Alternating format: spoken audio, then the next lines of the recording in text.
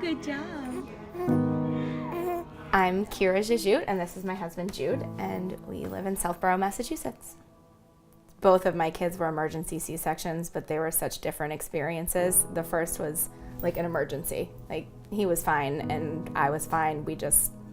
It was a couple weeks earlier than we were prepared for. So Weston's experience was very different. I mean, from when I walked in the door, he was out in like minutes. It was really, really fast. So the level of emergency was just very different. Weston was very ill. Mom came into the hospital because she wasn't feeling the baby move as well.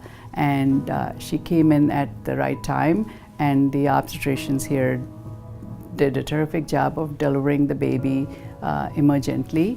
And when he came out, he had issues with breathing, as well as there was concerns that was there enough to protect his brain, in terms of was there enough blood supply to his brain. So after 72 hours, he was still really unstable and unhealthy, just given the whole trauma.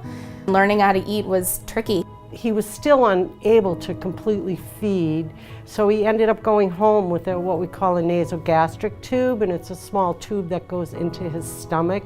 And if he can't bottle feed all of his feedings, we would give the remainder down that tube. We had to teach the parents how to do NG tubes, because it was the only NG tube feedings, because it was the only thing that was keeping him in the hospital. With the support of Newton-Wellesley, he was only on it for another week after coming home before we were able to pull the tube. But the nurses taught me how to use it. I had to learn how to put the tube in myself before he came home. Felt like I was getting a medical education.